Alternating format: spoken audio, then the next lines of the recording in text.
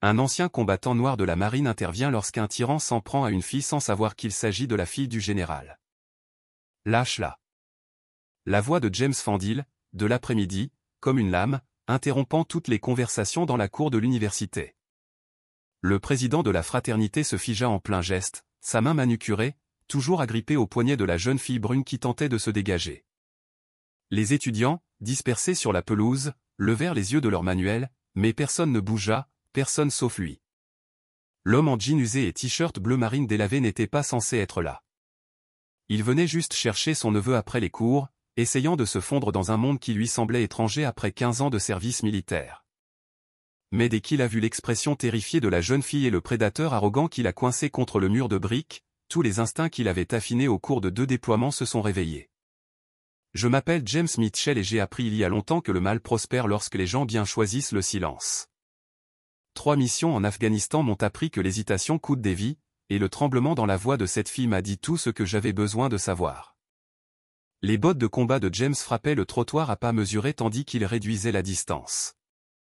Ses mouvements étaient délibérés, contrôlés, ceux d'un homme qui avait affronté des insurgés talibans et qui avait survécu pour en parler. Les étudiants s'écartèrent comme de l'eau autour de lui, sentant quelque chose de primitif dans son approche. « Qui crois-tu que tu es ?» Le garçon de la fraternité se redressa de toute sa hauteur, son polo de marque tendu sur sa poitrine.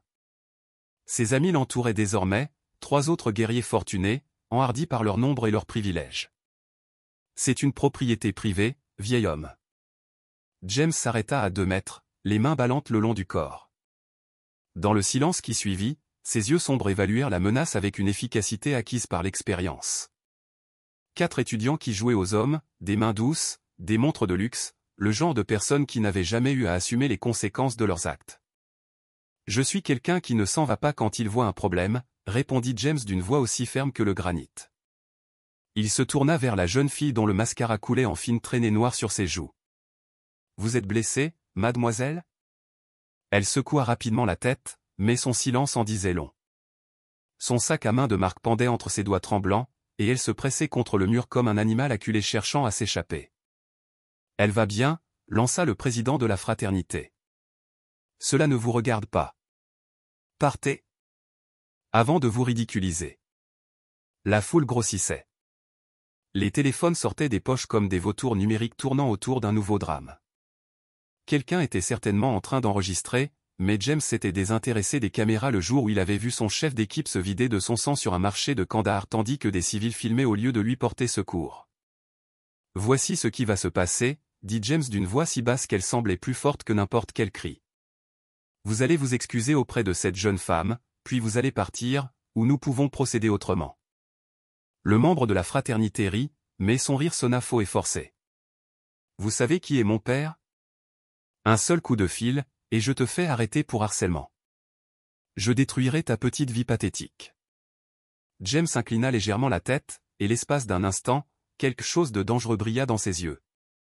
La même expression qui avait poussé les combattants talibans à reconsidérer leur choix de vie dans les montagnes d'Afghanistan.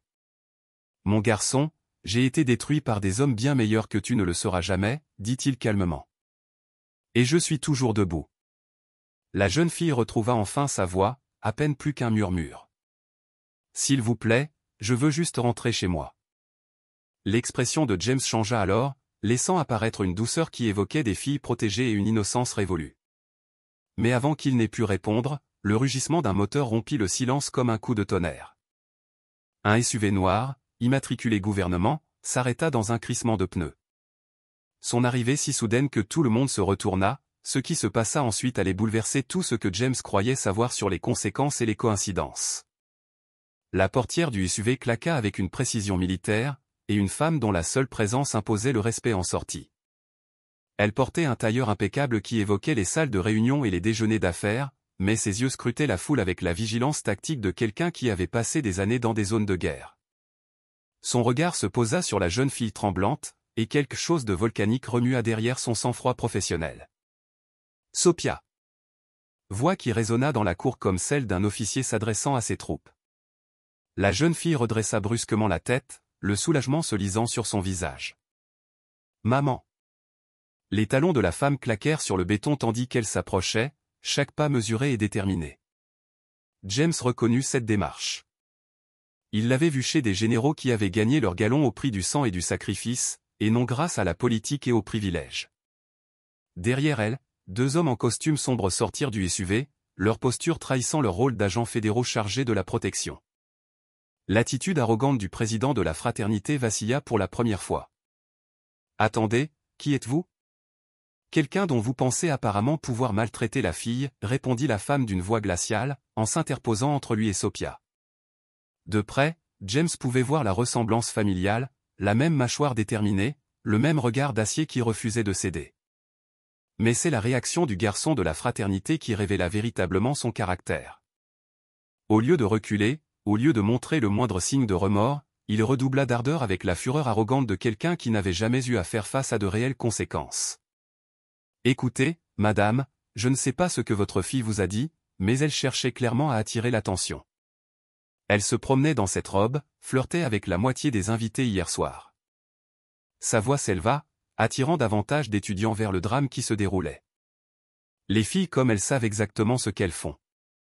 Ces mots frappèrent l'air comme un coup physique. James sentit ses mains se crisper involontairement.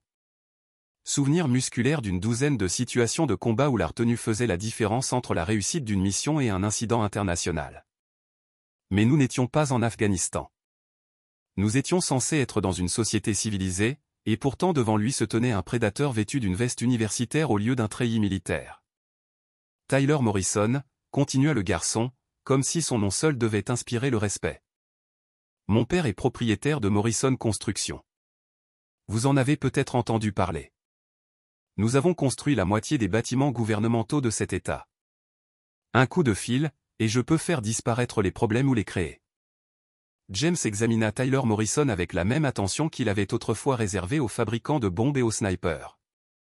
Des cheveux blonds, parfaitement coiffés, une Rolex qui coûtait plus cher que la plupart des voitures, et le physique mou de quelqu'un qui n'avait jamais rien gagné par ses propres efforts. Ce n'était pas seulement de l'arrogance, c'était un droit acquis par sa génération, transmis comme un héritage familial à travers des décennies de richesse et d'influence. « Vous voyez, c'est là que vous vous trompez, » dit la mère de Sophia en s'approchant de Tyler. « J'ai déjà eu affaire à des hommes comme votre père, des hommes qui pensent que l'argent les rend intouchables, qui croient que leurs fils sont au-dessus des conséquences. » Son sourire était acéré. J'ai vu ces empires s'effondrer. Les amis de Tyler échangèrent des regards nerveux, mais il continua avec l'insouciance de quelqu'un qui n'avait jamais appris à battre en retraite. « Ah oui. Et qui êtes-vous exactement ? » Une mère de banlieue qui pense pouvoir m'intimider. Les agents fédéraux derrière la femme se déplacèrent légèrement, leurs mains se rapprochant de leur veste. James remarqua ce mouvement, signe de reconnaissance entre professionnels. Quoi qu'elle s'apprête à révéler, cela va complètement bouleverser la vision du monde de ce gamin. « Je suis le colonel Sarah Williams », dit-elle d'une voix qui reflétait l'autorité de quelqu'un qui avait commandé dans des salles où l'on planifiait des guerres et décidé du sort de nations. « Et cette fille que vous agressiez, ce n'est pas n'importe quelle étudiante de première année. » Tyler pâlit lorsque le sens de ses paroles commença à lui parvenir. Autour d'eux, les étudiants sortaient leur téléphone pour enregistrer chaque seconde de ce qui devenait clairement plus qu'un simple incident sur le campus. James se surprit à être impressionné malgré les circonstances. Cette femme savait exactement comment s'y prendre avec des tyrans arrogants. Elle avait probablement eu l'occasion de s'entraîner à maintes reprises au cours de sa carrière militaire. Mais Tyler Morrison n'avait pas fini de creuser sa propre tombe. Dans un élan de stupidité spectaculaire qui aurait été presque admirable s'il n'avait pas été aussi dangereux, il décida d'enfoncer le clou. Militaire, la belle affaire. Mon père a des contrats avec la moitié du Pentagone. C'est vous qui travaillez pour nous, pas l'inverse. Il s'approcha, haussant le ton jusqu'à presque crier. Et votre précieuse fille l'a bien cherché. Les filles qui s'habillent comme ça, qui font la fête comme ça, elles savent exactement quel genre d'attention elles veulent. Le silence qui suivit fut assourdissant. Même le brouhaha des étudiants au loin semblait s'estomper comme si l'univers lui-même retenait son souffle. James sentit tous les muscles de son corps se crisper, son entraînement luttant contre son instinct.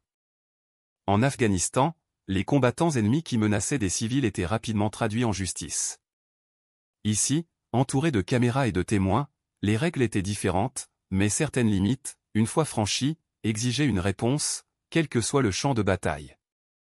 Ce que Tyler Morrison ne réalisait pas, c'est que ses paroles venaient de sceller son destin au-delà de cette cour universitaire. Et l'homme qui se tenait silencieusement à ses côtés, le vétéran qui avait passé des années à protéger ceux qui ne pouvaient se défendre, était sur le point de lui montrer ce qu'était la véritable force. Le moment était suspendu comme une balle entre le canon et sa cible. James avait été témoin de ce scénario exact dans des zones de combat sur 2 continents, la fraction de seconde avant que tout ne change à jamais. Dans ces montagnes d'Afghanistan, il avait appris que certains mots, une fois prononcés, ne pouvaient être retirés. Et Tyler Morrison venait de franchir une ligne qui existait dans toutes les cultures, toutes les sociétés, tous les codes d'honneur qui séparaient la civilisation du chaos. Ce qui s'ensuivit se déroula avec la terrible beauté de l'inévitable. James avança non pas avec la rage d'un homme en colère, mais avec la froide précision de quelqu'un qui avait passé 15 ans à apprendre exactement quelle pression le corps humain pouvait supporter avant de céder. Ses mouvements étaient si fluides, si calculés que Tyler ne perçut la menace qu'au moment où il se retrouva face à face avec quelqu'un dont les yeux reflétaient le poids d'une véritable guerre. « Beestone », dit James d'une voix à peine audible.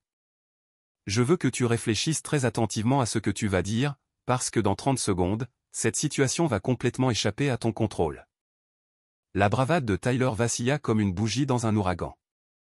De près, face à un homme qui avait survécu à des embuscades talibanes et à des bombes artisanales, le guerrier héritier commença enfin à comprendre que l'argent de son père ne pouvait pas le protéger de toutes les conséquences.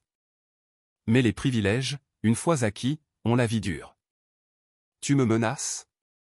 Tyler rit, mais le son qui sortit était étouffé. « Devant tous ces témoins, tu viens de mettre fin à ta vie pathétique, vieil homme. Je vais te faire arrêter, poursuivre en justice, détruire. Ma famille va. » Ta famille, interrompit le colonel Williams, est sur le point de découvrir ce qui arrive quand on s'en prend à la fille de quelqu'un qui a passé 25 ans à protéger ce pays. Elle sortit son téléphone avec des gestes qui trahissaient d'innombrables situations à haut risque. Je veux que j'appelle mon père pour lui expliquer comment sa petite fille a été agressée par le fils d'un sous-traitant du gouvernement. Le sang quitta le visage de Tyler si rapidement que James se demanda brièvement si le garçon allait s'évanouir. Autour d'eux, la foule avait grossi jusqu'à atteindre près de 50 étudiants, leur téléphone créant un amphithéâtre numérique de preuves potentielles. Mais c'est la prise de conscience qui se lisait dans les yeux de Tyler qui révéla véritablement l'ampleur de son erreur.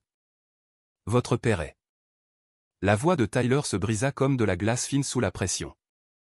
Le général Robert Williams, chef d'état-major interarmé, confirma TL, chaque mot résonnant comme un coup de canon. Le même homme qui approuve ou refuse les contrats des entreprises de construction qui travaillent sur des installations militaires. James vit le moment exact où la vision du monde de Tyler Morrison s'effondra. C'était comme assister à une démolition contrôlée. Tout ce que le garçon croyait sur le pouvoir, l'influence et l'intouchabilité s'écroulaient en temps réel.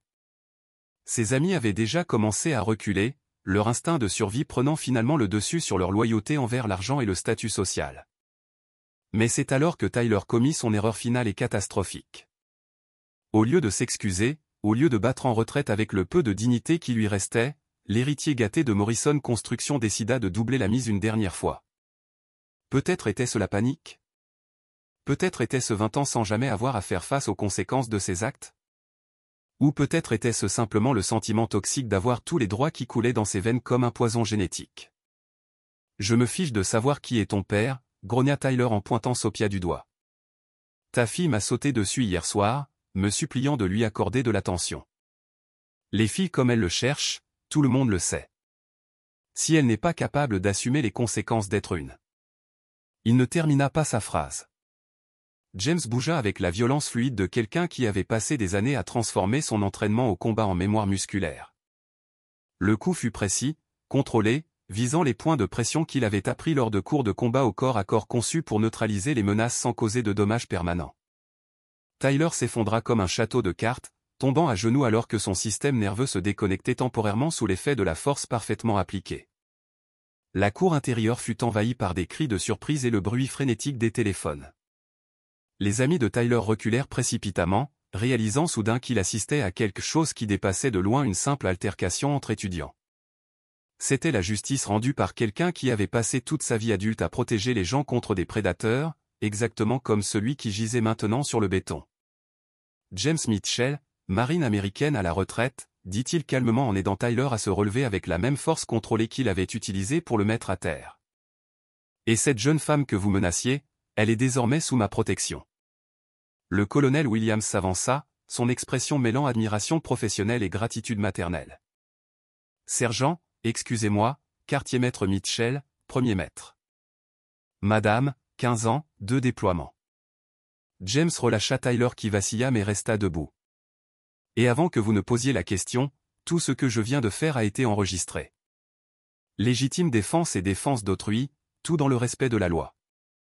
Les agents fédéraux qui encadraient le colonel Williams échangèrent des regards qui laissaient présager une vérification immédiate des antécédents et une évaluation rapide de la menace, mais leur attitude détendue indiquait qu'ils étaient déjà parvenus à la même conclusion que leur commandant. James Mitchell était exactement ce qu'il semblait être, un vétéran décoré qui avait agi pour protéger une personne innocente d'une agression. Tyler Morrison cependant, était loin d'en avoir fini. Même plié en deux et luttant pour respirer, même face à la fille et à la petite-fille de l'un des militaires les plus puissants du pays, il réussit à rassembler suffisamment d'arrogance pour commettre un dernier acte de stupidité. Ce n'est pas fini, halta-t-il en redressant son polo de marque avec des mains tremblantes. Mon père vous détruira tous. Morrison Construction a des contrats valant des centaines de millions. Nous contrôlons la moitié des politiciens de cet État. Le colonel Williams sourit alors, et James reconnut cette expression grâce à son expérience militaire. Le regard de quelqu'un qui venait de voir son ennemi lui livrer exactement les munitions dont il avait besoin, car Tyler Morrison venait de commettre une erreur cruciale qui allait transformer cette simple affaire d'agression en quelque chose de beaucoup plus grave, quelque chose qui allait atteindre les plus hauts échelons du commandement militaire. Et le vétéran qui se tenait à ses côtés était sur le point de découvrir que parfois, faire ce qu'il faut pour les bonnes raisons ouvre des portes dont on ignorait l'existence. Ce que Tyler ne pouvait pas savoir, c'est que ces menaces venaient de déclencher une série d'événements qui allaient révéler une corruption dépassant de loin l'empire de construction de son père. À ce moment-là, en voyant Tyler Morrison menacé d'utiliser les contrats gouvernementaux de sa famille comme arme, quelque chose fit-il dans l'esprit du colonel Williams. Un lien qui allait transformer cet incident sur le campus en une enquête de sécurité nationale. Elle avait passé des décennies dans les services de renseignement militaire, formée à reconnaître des schémas que d'autres ne voyaient pas, et les paroles imprudentes de Tyler venaient de révéler quelque chose qui allait provoquer une onde de choc au Pentagone, mais elle garda une expression neutre et professionnelle, ne laissant rien paraître qui puisse indiquer que ce jeune étudiant gâté venait de lui fournir la pièce manquante du puzzle sur lequel elle travaillait depuis des mois. En effet, depuis un an, le colonel Williams enquêtait discrètement sur des irrégularités dans des contrats de construction militaire, des projets retardés, des matériaux de qualité inférieure, des coûts gonflés de manière abusive. Le nom de Morrison Construction apparaissait à plusieurs reprises dans des rapports classifiés. Mais pour prouver la corruption, il fallait des preuves qui restaient malheureusement introuvables. Jusqu'à présent. James remarqua le changement subtil dans son attitude, la façon dont ses doigts se crispaient presque imperceptiblement autour de son téléphone. Il avait travaillé avec suffisamment d'agents des services secrets pour reconnaître quand quelqu'un venait de découvrir une mine d'or, là où les autres ne voyaient que de la poussière. Quoique Tyler Morrison ait révélé avec ses menaces, c'était plus grave qu'une simple agression sur le campus. Tyler, dit-elle d'une voix faussement calme, comme quelqu'un qui tend un piège. Je veux être sûr de bien vous comprendre. La société de votre père a des contrats importants avec des installations militaires. Tyler, encore étourdi par l'intervention de James et grisé par sa propre arrogance, acquiesça avec empressement. Des contrats qui se chiffrent en centaines de millions. Fort Jackson, Pendleton, la moitié des bases de la côte est. Nous sommes intouchables parce que nous sommes indispensables. Les agents fédéraux derrière le colonel Williams échangèrent des regards qui indiquaient que des communications sécurisées étaient établies et que des enquêtes sur les antécédents étaient lancées en temps réel. Mais Tyler Morrison, aveuglé par ses privilèges et la panique, continua de parler. Mon père a des sénateurs en ligne directe, des généraux qui lui doivent des faveurs. Bon sang, il a probablement aidé à construire le bureau où travaille votre cher papa. Tyler redressa les épaules, prenant le silence pour de la faiblesse. Alors, quoi que vous pensiez pouvoir me faire, réfléchissez Y à 2 fois. James observait la scène avec la fascination de quelqu'un qui assiste à un accident de train au ralenti en Afghanistan. Il avait vu des combattants ennemis commettre des erreurs tactiques similaires, révélant des détails opérationnels tout en essayant d'intimider leurs ravisseurs.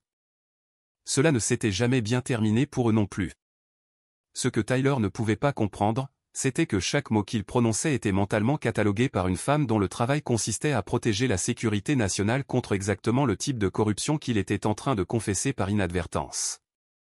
Le colonel Williams sortit à nouveau son téléphone, cette fois avec les gestes délibérés de quelqu'un sur le point de changer plusieurs vies à jamais. « Agent Morrison », dit-elle à l'un de ses agents de sécurité, « je veux que vous contactiez le directeur de l'unité de lutte contre la corruption publique du FBI.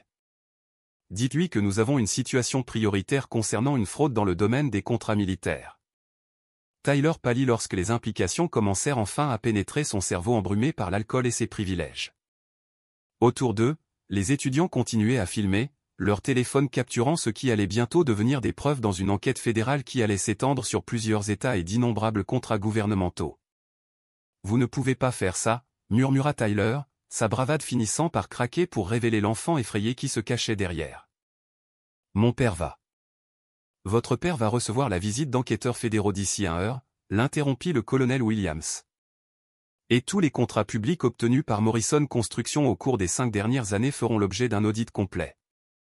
James ressentit un étrange mélange d'admiration et de satisfaction en voyant la justice se dérouler avec une précision militaire.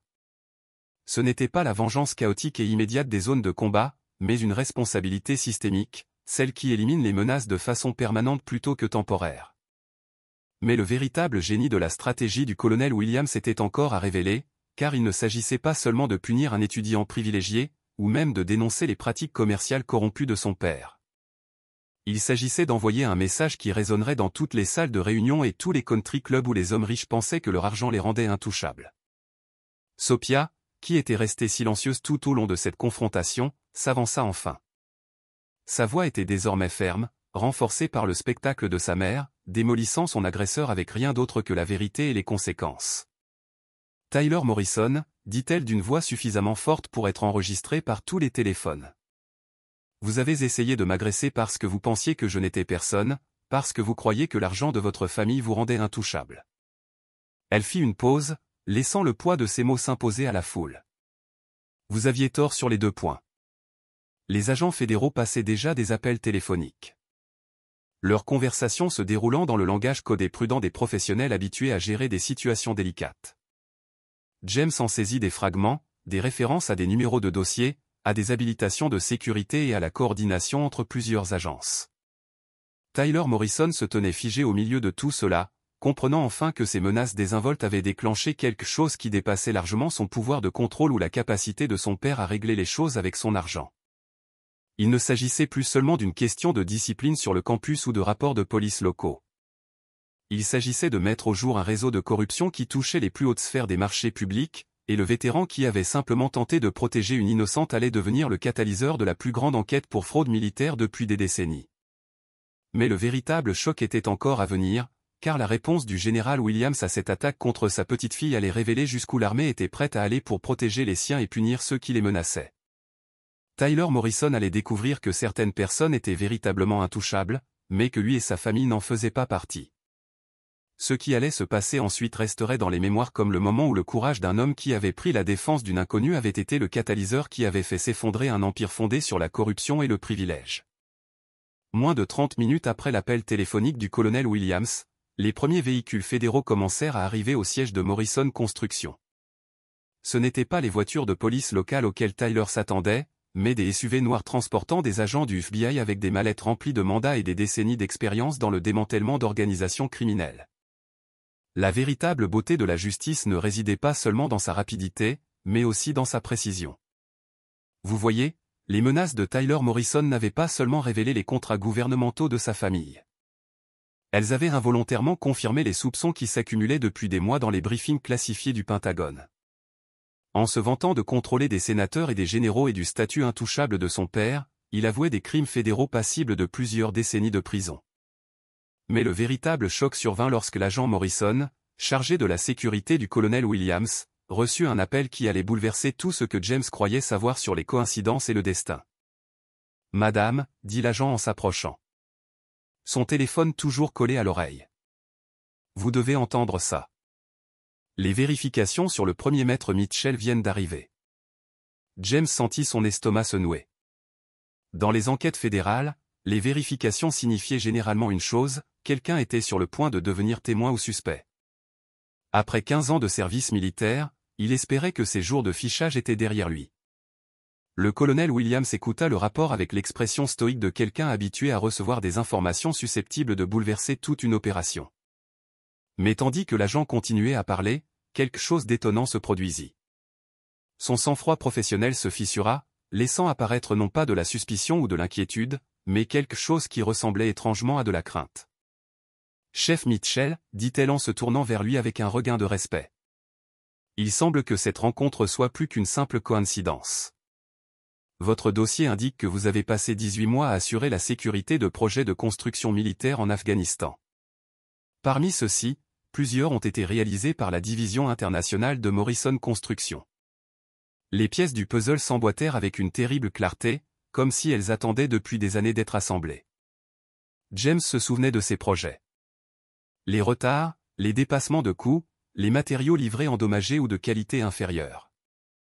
Il avait rédigé des rapports, interrogé ses supérieurs et même demandé l'ouverture d'une enquête sur ce qu'il soupçonnait être une fraude systématique. Des incidents de la base avancée, dit-il doucement, les souvenirs lui revenant en mémoire. J'ai signalé des anomalies dans les matériaux de construction, des problèmes structurels qui mettaient le personnel en danger. Mon commandant m'a répondu que ces problèmes avaient été traités par les voies appropriées. Ces rapports, poursuivit le colonel Williams, ont été enterrés, classés secrets et archivés là où ils ne pouvaient pas nuire à une relation très profitable entre Morrison Construction et certains responsables du Pentagone. Son sourire était aussi tranchant qu'une lame jusqu'à présent. En Afghanistan, James avait vu des soldats américains mourir à cause de bâtiments mal construits qui auraient dû les protéger. Il avait soumis des rapports détaillés sur des matériaux défectueux, des délais trop courts et des violations des règles de sécurité qui semblaient destinées à maximiser les profits plutôt qu'à protéger des vies. Ces rapports avaient disparu dans les limbes bureaucratiques, rejetés par des supérieurs qui prétendaient que ces questions étaient traitées à des niveaux supérieurs à son grade. À présent, debout dans la cour de l'université, regardant Tyler Morrison faire ses aveux arrogants devant des dizaines de téléphones, James réalisa que sa voix, réduite au silence pendant des années par la hiérarchie militaire et les convenances politiques, était sur le point d'être entendue au plus haut niveau du gouvernement. Cette révélation frappa Tyler Morrison comme un coup physique. L'empire de construction de son père n'avait pas seulement volé l'argent des contribuables. Il avait construit des pièges mortels pour les soldats américains, rognant sur les coûts au détriment de vies humaines, tout en empochant les bénéfices. « Vous » murmura Tyler en fixant James avec une horreur grandissante. « C'est vous qui avez essayé de nous dénoncer. C'est moi qui ai essayé de protéger les soldats américains de la cupidité de ta famille, » répondit James. Sa voix chargée du poids de tous les camarades tombés au combat dont la mort aurait pu être évitée grâce à des pratiques de construction honnêtes. Sophia observait la scène en réalisant que son agression avait accidentellement déclenché quelque chose de bien plus grand que la justice personnelle. L'enquête de sa mère, les rapports supprimés de James et les aveux enregistrés de Tyler avaient créé une tempête parfaite qui allait révéler des décennies de corruption.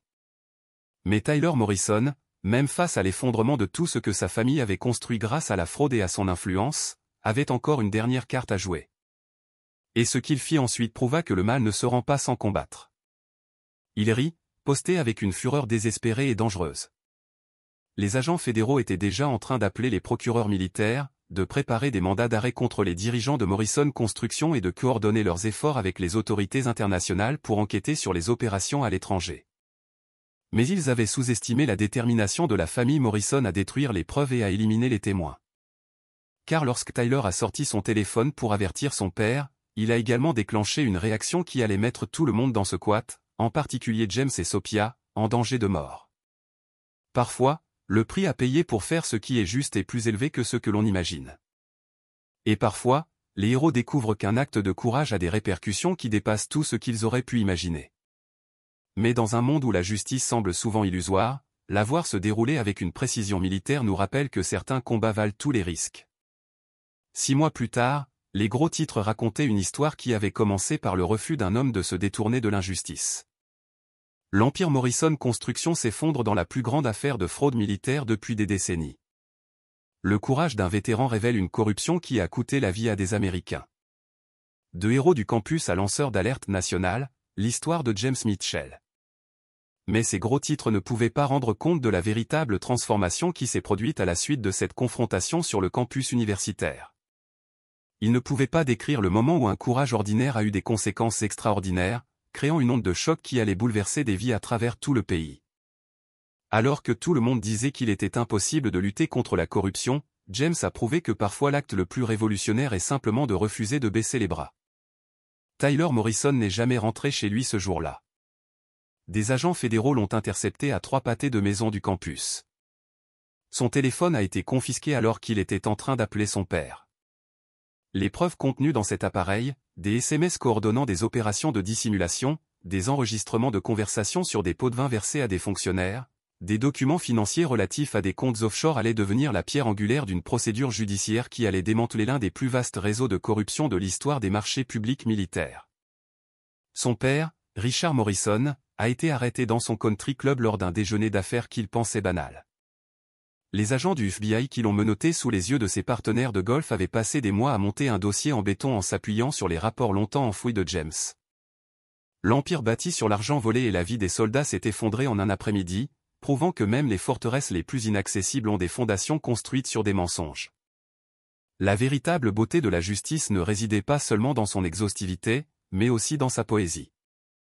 Tous les soldats qui avaient péri dans les bâtiments défectueux de Morrison, toutes les familles qui avaient perdu un fils ou une fille à cause de constructions compromises, ont enfin pu faire entendre leur voix grâce au témoignage d'un ancien marine qui avait refusé de se taire au moment où cela comptait le plus. James s'est retrouvé à témoigner devant le Congrès, son dossier militaire projeté sur des écrans tandis que les sénateurs l'interrogeaient sur les rapports qu'il avait rédigés des années auparavant. Ces mêmes rapports qui avaient été rejetés, enterrés et oubliés par des fonctionnaires qui faisaient désormais l'objet d'enquêtes fédérales. À ce moment-là, entouré de colonnes de marbre et de caméras de télévision, le discret vétéran de la marine est devenu la voix de tous les soldats qui avaient perdu la vie parce que quelqu'un avait préféré le profit à la sécurité. Chef Mitchell, lui a demandé le président de la commission, « Qu'est-ce qui vous a poussé à risquer votre carrière en rédigeant ces rapports ?» La réponse de James a été citée dans les journaux à travers tout le pays, partagée des millions de fois sur les réseaux sociaux et enseignée dans les académies militaires pendant des générations. Monsieur, j'ai prêté serment de protéger et de défendre. Cela ne s'arrête pas quand on quitte le champ de bataille. Cela continue chaque fois qu'on voit quelqu'un qui ne peut pas se protéger. Dans un monde où dire la vérité au pouvoir semble souvent futile, ces mots ont rappelé à tous ceux qui les ont entendus que le courage n'est pas l'absence de peur, mais le fait d'agir malgré cette peur. Les répercussions se sont étendues bien au-delà de la famille Morrison. Des responsables du Pentagone ont démissionné dans le déshonneur. 12 sénateurs ont fait l'objet d'enquêtes pour manquement à l'éthique. L'ensemble du système de contrôle des contrats militaires a été réformé avec de nouvelles exigences en matière de transparence et de protection des lanceurs d'alerte. Mais le plus important est peut-être qu'une génération de jeunes qui avaient regardé ces vidéos tournées dans les cours universitaires a appris que les héros n'ont pas besoin de super-pouvoirs mais simplement de la volonté d'agir lorsque cela est nécessaire. Mais le changement le plus profond s'est peut-être produit dans la vie du colonel Sarah Williams. Promue général Williams 4 mois après la fin de l'enquête, elle s'est vue confier la direction de la nouvelle force spéciale anticorruption de l'armée. Sa première décision officielle a été de recommander James Mitchell pour un poste de contractuel civil spécialisé dans la supervision des travaux de construction et la prévention de la fraude. Vous savez, lui a-t-elle dit, lors de leur première rencontre officielle au Pentagone, Sophia me parle tout le temps de vous. Elle a changé de filière pour se spécialiser en justice pénale. Elle dit qu'elle veut se battre pour ceux qui ne peuvent pas se défendre. Vous lui avez montré que la vraie force ne réside pas dans le pouvoir, mais dans l'utilisation du pouvoir dont on dispose pour protéger les autres. James sourit en se souvenant de la jeune fille terrifiée qui avait trouvé sa voie dans la cour de l'université. Elle a toujours eu cette force. Elle avait juste besoin de la voir à l'œuvre. Les distinctions affluèrent, félicitations du Congrès, honneurs militaires, conférences dans des universités à travers tout le pays. Mais James n'appréciait rien de tout cela autant que la lettre qu'il avait reçue d'une mère dont le fils était mort en Afghanistan. « Chef Mitchell », écrivait-elle. « Mon fils a été tué lorsque sa caserne s'est effondrée lors d'une attaque au mortier. L'enquête a révélé que le bâtiment ne répondait pas aux normes de sécurité. Pendant 3 ans, je me suis demandé si quelqu'un, quelque part, était au courant des problèmes et avait gardé le silence. Merci d'avoir prouvé que certaines personnes continuent de se battre pour la vérité, même lorsque le combat semble impossible. La véritable leçon à tirer de cette histoire n'est pas le pouvoir du grade militaire ou des enquêtes fédérales. Elle réside dans l'impact extraordinaire du courage ordinaire. La décision d'agir lorsque l'action semble inutile, de parler lorsque le silence semble plus sûr, de protéger lorsque la protection semble impossible. Votre histoire n'est pas définie par vos origines, mais par la position que vous décidez de prendre. Dans un monde où le mal prospère souvent parce que les gens bien choisissent le confort plutôt que la conscience, James Mitchell a prouvé que le refus d'une seule personne de se détourner peut déclencher une avalanche de justice qui remodèle des systèmes entiers. Son parcours de protecteur du campus aéronational n'était ni planifié ni calculé. C'était simplement le résultat naturel d'un homme qui avait compris que la véritable force vient du fait d'élever les autres et non de les rabaisser. Tyler Morrison a été condamné à 15 ans de prison fédérale. Son père a écopé de 25 ans à perpétuité. Morrison Construction a été liquidé et ses actifs distribués aux familles des soldats tués dans les bâtiments compromis. Le nom Morrison, autrefois synonyme de pouvoir et d'intouchabilité, est devenu un exemple édifiant du prix ultime de la corruption. Mais la transformation la plus puissante s'est produite dans le cœur de tous ceux qui ont été témoins de cette confrontation. 50 étudiants qui ont appris que la véritable force ne réside pas dans le pouvoir sur les autres, mais dans le courage de défendre ceux qui ne peuvent pas se défendre eux-mêmes. Leur téléphone avait capturé plus qu'un moment viral. Ils avaient documenté la seconde exacte où la décision d'un homme d'agir a prouvé que les héros existent toujours dans un monde qui en a désespérément besoin. Chaque enregistrement, chaque vidéo prise avec un téléphone, chaque publication sur les réseaux sociaux de ce jour-là véhiculait le même message. Les héros ne portent pas toujours un uniforme, et parfois ils apparaissent simplement quand personne d'autre ne le fait. La révolution ne se fait pas avec de grands gestes, mais avec des actes de courage discrets qui inspirent les autres à trouver leur propre force. Parfois, l'acte le plus révolutionnaire n'est pas de changer le monde, mais de refuser de laisser le monde vous changer. Parfois, la justice n'arrive pas en fanfare et en gros titres. Parfois, elle commence par une seule personne qui dit non alors que tous les autres choisissent le silence. Et parfois, protéger la fille d'un inconnu révèle que vous avez toujours protégé les enfants de tout le monde. La véritable victoire n'était pas dans les arrestations, les audiences du Congrès ou les réformes politiques. Elle réside dans la certitude que le courage, une fois déclenché, se propage comme une traînée de poudre dans les communautés en quête de héros. Car au final, le monde n'a pas besoin de personnes parfaites. Il a besoin de personnes qui perfectionnent l'art d'être présent quand cela compte le plus. Chaque obstacle n'est pas seulement une barrière, c'est une invitation à réécrire l'histoire de ce qui est possible lorsque des gens ordinaires font preuve d'un courage extraordinaire.